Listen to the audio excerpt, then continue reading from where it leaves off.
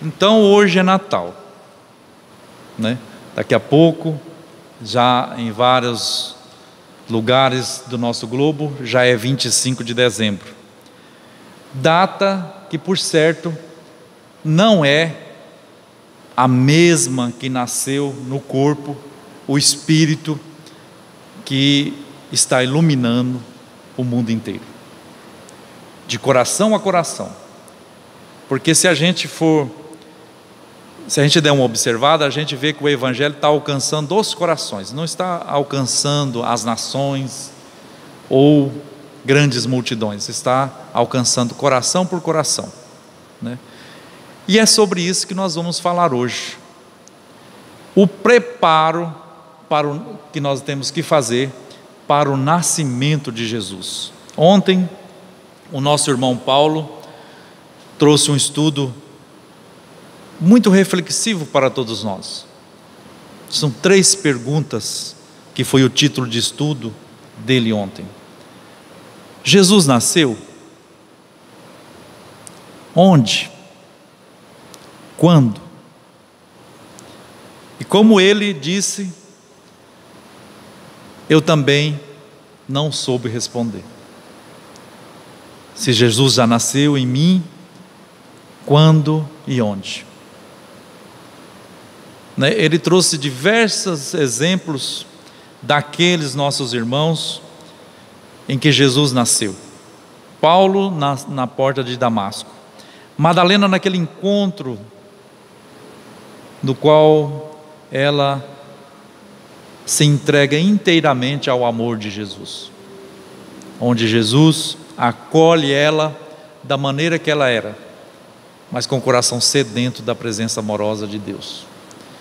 Então, o que fazer para Jesus nascer em nossos corações? Nascerá, se não nasceu ainda, nascerá. Disso, a doutrina espírita nos afirma que todos nós estamos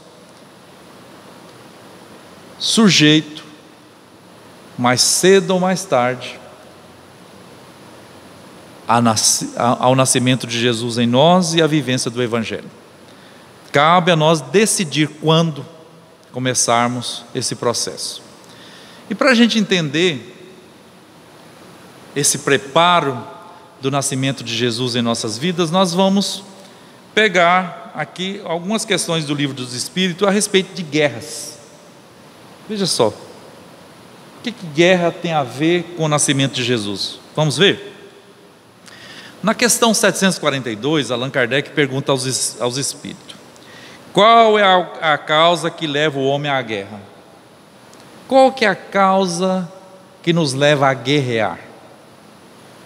Os espíritos respondem: predominância da natureza animal sobre a espiritual e saciedade de paixões. Vai mais. No estado de barbárie, os povos só conhecem o direito do mais forte. Por isso a guerra para eles é um estado normal. À medida que o homem progride, a guerra se torna menos frequente, porque ele evita suas causas. E quando ela se torna necessária, ele sabe adicionar-lhe humanidade. A gente fazendo uma breve reflexão, buscando na história, né? É isso mesmo. Hoje tem várias instituições que vigiam os excessos da guerra, né? Aquelas pessoas que cometem os grandes excessos nas guerras. Às vezes, né, a gente vê no Livro dos Espíritos aqui que às vezes ela é necessária. Mais para frente, nas questões posteriores, os Espíritos vai afirmar que através da guerra junta-se mais as pessoas, e com isso faz com que o progresso venha mais rápido. E tanto é verdade que, se a gente olhar um pouquinho para trás, no século passado, a Segunda Grande Guerra Mundial, até ali, toda a tecnologia, toda a ciência era muito precária para a humanidade. Então a guerra, por mais cruel que ela seja, ela proporciona esse alavanco para o conhecimento e também para a humanização dos seres humanos. E aí nós vamos continuar aqui com as questões. 743. A guerra desaparecerá um dia da face da terra? Um dia nós vamos ficar livres de guerrear? Sim, quando os homens compreenderem a justiça e praticarem a lei de Deus, então todos os povos serão irmãos. Veja só, nós já estamos começando a compreender o que nós devemos fazer para preparar os nossos corações para o nascimento do Cristo. Reconhecer que todos somos irmãos. Esse é o grande passo. Reconhecer que o outro existe, que por mais que ele discorde, por mais que ele seja contrário ao meu pensamento, ele é um outro pensamento, uma outra personalidade, uma outra condição, é um outro ser. Se a gente reconhecer isso, a gente não vai guerrear. Nós não vamos combater, querer transformar ele no Leovaldim II, que não seria muito bom, não seria muito inteligente. Por isso que Deus faz a gente diferente uns dos outros. E o fantástico é a gente aprender a conviver assim. E só o Evangelho de Jesus é que nos ensina o caminho para que nós possamos conviver uns com os outros. E o Evangelho não é nada exigente. Não, não é. Porque ele recomenda coisas boas para nós. Porque no livro Segue-me, de Emmanuel, psicografado por Chico Xavier, tem uma lição fundamental, que é a lição na seara do auxílio. Esse é o título. Emmanuel pega uma parte do Evangelho, que é o caminho também, para que a gente comece a preparar o nosso coração para a chegada do Cristo, o nascimento do Cristo em nossas vidas. E ele pega esse pequeno versículo do capítulo 3, é o versículo 13 do capítulo 3 da carta de Paulo aos Colossenses, que diz assim: suportando-vos uns aos outros e perdoando-vos uns aos outros, se algum tiver queixa contra o outro, assim como Cristo vos perdoou, assim fazei vós também. Veja só, a primeira recomendação que o Evangelho faz para nós não é nem de amor, é de suportar-nos uns aos outros, suportando-vos uns aos outros e amando-vos uns aos outros, perdoando-vos uns aos outros, como Cristo vos perdoou, assim fazeis vós também. E parece assim uma tarefa muito distante das nossas condições, devido à dureza do nosso coração e o hábito impregnado em nosso ser de guerrear, de fazer predominar a nossa força sobre o mais fraco, porque todos nós estamos rodeados de pessoas mais fortes, mas também estamos rodeados de pessoas mais fracas, que têm uma sensibilidade mais sutil do que a nossa, ou mesmo uma força física, e a gente costuma a guerrear com essas pessoas, às vezes até aniquilando-as, por falta de fazer esses exercícios de fundamental importância para as nossas vidas, porque nós precisamos uns dos outros.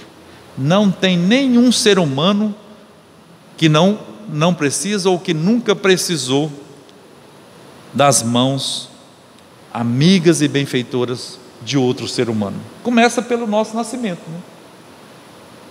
a gestação precisa de duas pessoas para proporcionar isso.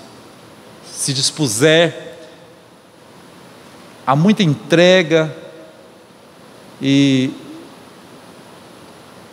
desprendimento para receber um filho, renúncia principalmente, A gente vê os nossos meninos aqui que cresceram conosco, e a gente também foi assim. Nascemos sem nenhuma possibilidade de sobrevivência, só. Se nascêssemos e fôssemos abandonados, não duraríamos 2, 3 dias, morreríamos de fome, de sede, desidratação, Então nós precisamos uns dos outros, E para convivermos bem, o Evangelho nos ensina, primeiramente, a suportar. Porque também nós trazemos a nossa carga de insuportabilidade, que o outro faz um esforço danado para nos suportar, e às vezes a gente não quer suportar o outro. E o segundo passo é amar. Aí já começa os efeitos fundamentais do Evangelho. Depois do amor, vem o perdão. E o perdão é aquela ferramenta que vai tirar um peso das nossas consciências, da nossa vida. Até o nosso corpo físico fica mais leve, mais relaxado, mais tranquilo, se a gente aprender a perdoar a nós mesmos e o outro. Então vamos ver o que Emmanuel diz a esse respeito, a esse capítulo que Paulo escreveu aos Colossenses. Desnecessário salientar o brilho do cérebro na cúpula humana. Então é desnecessário salientar o quanto o ser humano é brilhante em inteligência. As nações vanguardeiras do progresso material efetuam prodígios nos setores de pesquisa e definição do plano terrestre. A universidade é um celeiro de luz para a inteligência, né? O laboratório é uma nascente de respostas seguras para milenárias indagações.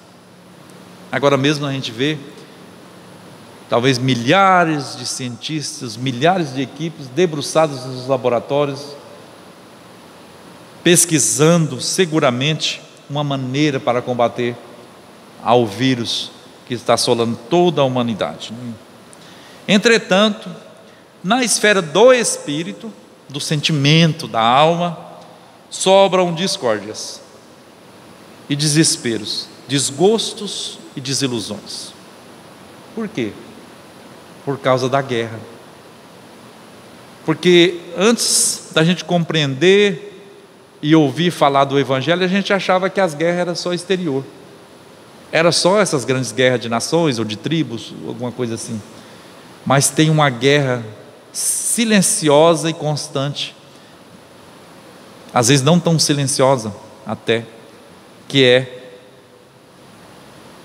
a convivência, principalmente no seio familiar, onde Jesus nos colocou, autorizou que nós nascêssemos. Essa guerra também, ela se estende na intimidade de cada um de nós. Trazemos muitas fixações inferiores, enraizada mesmo no nosso cerne espiritual, para serem dizimadas, ser transformada em brilho, em luz, em vida, mas uma vida em sociedade, em fraternidade, conosco e com o outro. Então, entretanto, na esfera do espírito sobram discórdias e desesperos, desgostos e desilusões. Qual que é o mal que pandemicamente está assolando a humanidade? Né? A doença do espírito, a desilusão, o desgosto, o desespero. Quando chega uma notícia dessa, de um vírus, que é capaz de, teoricamente, de atingir somente o nosso corpo, mas por conta das nossas desilusões, do nosso desespero, a falta de fé e confiança na vida que somos eterno, a gente entra em depressão. Com medo de morrer, tiramos até a nossa própria vida, a oportunidade tão bendita que Deus nos proporcionou. Todos nos referimos inquietos às calamidades da guerra, à proliferação do vício, aos estragos do ódio ou às deturbações da cultura, conscientes do prejuízo e desastres que nos impõem ao caminho comum. Qual de nós que nunca lamentamos um item desse? Né?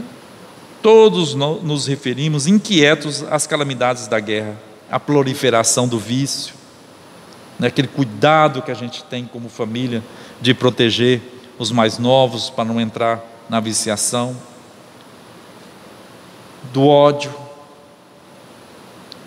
a deturbação da cultura. Nós estamos vendo aí claramente toda a nossa cultura bela sendo deturbada, e a gente olha para trás, quem já conheceu, na música, nos filmes, né? Principalmente aquela cultura que atinge mais certamente a massa, está sendo deturbada, e a gente lamenta, a gente faz comentários, a gente fica desiludidos, desesperados e até mesmo depressivo com essas coisas. Assinalamos aqui e além lutas ideológicas, conflitos raciais, insânia e egoísmo. Veja só, né? Em pleno século 21, principalmente a intolerância religiosa, mesmo no meio espírita, por falta de esforço de estudar e compreender a mensagem consoladora e iluminadora, nós levantamos bandeiras ideológicas de conflitos religiosos, por falta de reconhecer o outro. Levantamos guerra e queremos combater e transformar todas as pessoas em espíritas.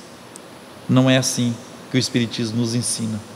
Não é assim que os bons espíritos nos convidam ao entendimento.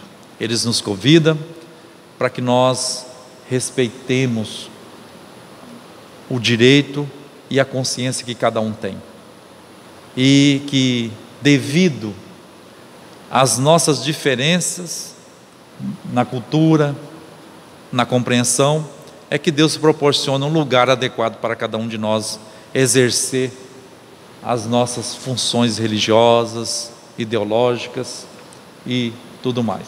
Até as nações são diferentes nas culturas, por isso que é a beleza que é esse mundo. O que fazemos nós na condição de aprendizes do Cristo para o reequilíbrio do mundo? O que nós estamos fazendo como espírita, cristão, conhecedores de muita coisa, que o espírita que estuda, que busca, ele conhece bastante. O que nós estamos fazendo com tudo isso para reequilibrar o nosso mundo íntimo, para a preparação do nascimento de Jesus em nossas vidas? Isso cada um de nós sabe responder, né? Podemos até querer entrar para debaixo do banco, da cadeira, para nos esconder de nós mesmos, quando vem uma pergunta dessa para nós. O que estamos fazendo na condição de aprendizes do Cristo para o reequilíbrio do mundo interior nosso? Porque se nós reequilibrar o nosso mundo, se eu, você, o outro, se todos fizerem, daqui a pouco nós temos o mundo de todos, né? Basta que um comece. Achamos-nos convencidos de que a violência não extingue a violência. Qual de nós que nunca falou assim que a pena de morte é a solução para esse caso, quando não tínhamos entendimento? E hoje já muda tudo, né? A vida é uma grande oportunidade para as pessoas, então nós temos que dar a oportunidade que nós estamos tendo a outros corações. Além disso, não ignoramos que Jesus chamou-nos a fim de compreendermos e auxiliarmos, construirmos e reconstruirmos para o bem de todos. Então nós fomos chamados à doutrina espírita para nos reconstruir e reconstruir, auxiliar aqueles que têm dificuldade, usar de todos os recursos, principalmente o recurso da caridade, né, para com o próximo. Quantas pessoas que são abastadas de recursos materiais e tão pobres de entendimento, de espiritualidade. E nós hoje somos ricos, porque encontramos o Consolador. E Ele está nos iluminando e fazendo a gente enxergar que a vida da alma, a vida do Espírito, tem grande importância. E que esse equilíbrio entre a matéria e o espírito é feito através do entendimento das leis divinas. Que aí não importa a condição financeira ou social que nós estamos inseridos na vida, nós vamos estar satisfeitos, porque Deus está nos perdoando com a encarnação, com a reencarnação. Então, Emmanuel diz assim: pensemos nisso. Depois que ele disse tudo isso, ele fala: vamos pensar nessas coisas, vamos pensar nesse assunto. Não alegues isolamento ou pequenez para desistir do esforço edificante que nos compete. Nós não somos tão pequenos assim, e não somos tão insensatos que não podemos pensar nesses assuntos e começar a fazer um exercício para essa reconstrução do nosso ser. Porque ele diz assim: uma fonte humilde garante oásis na terra seca.